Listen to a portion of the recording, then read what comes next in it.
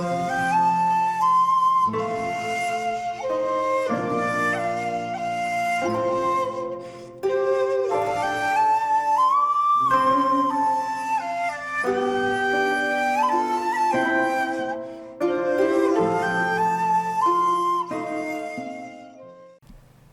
there, this is Solitaire Ronan from Solitaire Ronan Films, and welcome to another random review. Today's review is from 1949. It's from Italy, and it's Bitter Rice, directed by Giuseppe De Santis, starring Silvana Mangano, Doris Dowling, Vittorio Gassman, and Ralph Filoni. This is a wonderful neo-realist film about women rice pickers and a couple of men in their life that manage to screw everything up, and the couples don't necessarily end up in the same couples at the start of the film. Silvana Mangano, who is this lady here, you wouldn't actually realise that she would be in David Lynch's Dune in 1984. But once you actually see her, you will recognise her from Dune. She's one of the witches, for want of a better word. She would go on to work with Visconti and Death in Venice and other films, and Pasolini and Theorem and Oedipus Rex. Doris Dowling is this lady here. She's actually an American actress who was the barfly in Billy Wilder's Lost Weekend. She apparently dated Billy Wilder for a while. She was also in Orson Welles' Othello. She was in Blue Dahlia. And then she did a good chunk of her later career in TV in the 60s and 70s in America. Pretty much on just about every major kind of TV show, of the kind of detective variety and things like that. Obviously Vittorio Gassman is probably the most famous in the cast. He gets top billing, even though it's really a film about women and the choices they make to sometimes impress men, regardless of their consequences. And Ralph Filoni, who again you'll recognise his face, should have really been a bigger star than he is, because he's really impressive in this. Giuseppe De Santis collaborated on Visconti's first film, Obsession, and he was seen as one of the kind of fathers of neo-realism. So the story itself, as I said, it's about the migration of women from all over the country to go into the country to pick rice and plant rice for 40 days. No religious meaning to that at all. And they are kind of billeted in this place that usually has soldiers, and they essentially just swap out. And Ralph Filoni plays Marco, who's a sergeant whose 10-year time is almost up, and he has a thing for Silvana, played by Silvana Mangano. And all these women kind of get on a train, and we pick up Francesca, played by Doris Dowling, and her boyfriend is Vittorio Gassman, who, as is the way with quite a lot of Gassman characters and performances, he is a bit of a scumbag. He's a low-end thief, and the pair of them are involved in the theft of a very expensive necklace, which we later find out that Gassman actually got Francesca to do the deed, essentially. So he's very much a kind of manipulator, and obviously the women just go crazy for him because he's Vittorio Gassman. As Sylvana takes a liking to him in the film as well.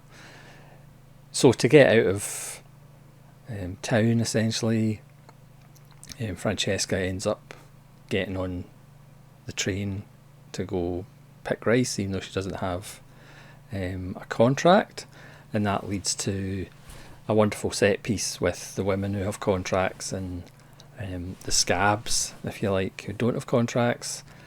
You're not allowed to talk while you're working. It's very plantation like in the atmosphere, but you can sing. So there's a wonderful, almost not necessarily a rap battle, but a singing battle between Sylvana and Francesca, representing the kind of establishment of the women who have got kind of annual contracts that renew, because it's a way for them to actually make money and survive the rest of the year. And Francesca, who's here to basically hide out, but also to work. And of course this leads to a massive brawl in the paddy fields between all these women. And then Marco, played Vallone, he kind of turns up, and he's quite philosophical about things for a soldier. He pretty much says, well, why don't you actually work together? So the women decide to work together and go tell the bosses that the women with contracts aren't going to do any work unless they take on the women without contracts. So Sylvana and Francesca throughout the film have this kind of, I think the young kids today would call it frenemies. So there's times that they work together, and then there's times they fight and they're jealous of each other, as both of them kind of change their allegiances to the two male characters. Again, Vallone starts off with Sylvana, even though Sylvana is young and kind of more kind of animalistic and instinctual, whereas Francesca, who obviously starts off with Gassman, is much more cerebral and kind of cool. It's fascinating because it's also two kinds of acting, two kinds of looks. Sylvana Mangano, if you forget her as an older woman in Dune, she's much lustier and curvier, that Italian Sophia Loren type. Again, much more physical actor, sultry, whereas Doris Dowling is that classic Hollywood. She's got cheekbones up the wazoo. She just has one of those Hollywood classic faces.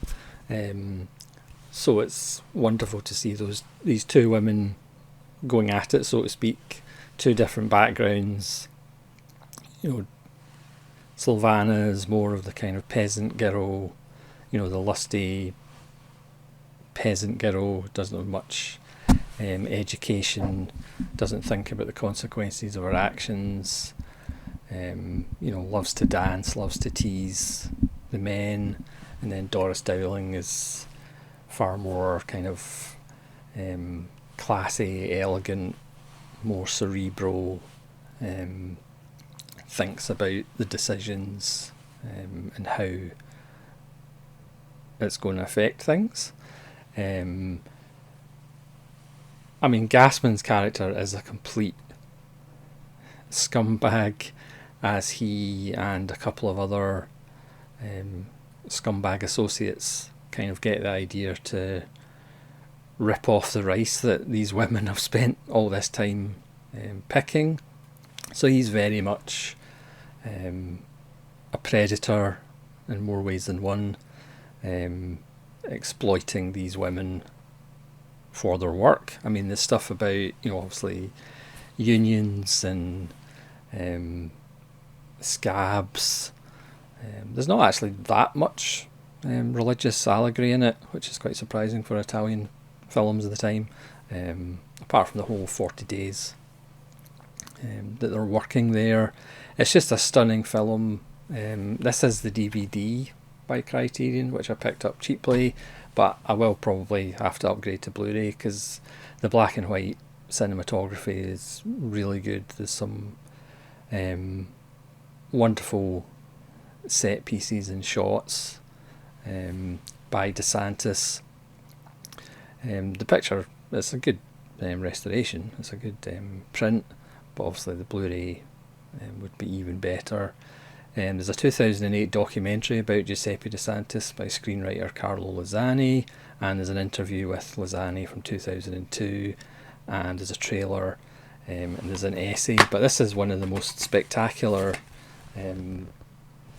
booklets you'll ever see from Criterion. So you have one of the standard, let's have a massive essay in the back, but the other side of the booklet is a fairly impressive image from the film that you could get somebody to frame and put it up on your wall because it's fairly spectacular. And just remember, 35 years later, she was in Dune, which is quite amazing to think. Has iconic shots, mainly of Silvana Mangano. Yeah, it's just another wonderful Italian film. Again, there's the difference between the educated and the non-educated. Again, the people with the power and the money and the people who don't. There's a sequence when it's raining, and when it's not, and when it's raining, the women don't get as much rice because they get paid in rice, basically, as well as money. It's got a wonderful ending. It's got a fantastic climax. There's some very nice scenes later in the film, which I'm not going to go into. It's just excellent. It almost became my favourite film of the year over Samurai Assassin, but it's very close because it is just excellent. It's 109 minutes. It's absolutely riveting. You could argue you could stay with the characters for longer. You could argue it's almost like a prison movie. You know, the women are billeted just like soldiers. There's the older, more experienced woman who kind of sets people straight in what's going on. There's the woman who works to try and get married to one of the soldiers. There's a woman who's rather poorly but still wants to work. So even the background characters get fleshed out enough. It's not just about the big four, if you will, even though the film is mainly about the big four. Yeah, it's just another excellent Italian film. Again, Italy is just seemingly an endless source of great cinema as well, as I have found in the last 3 years or so.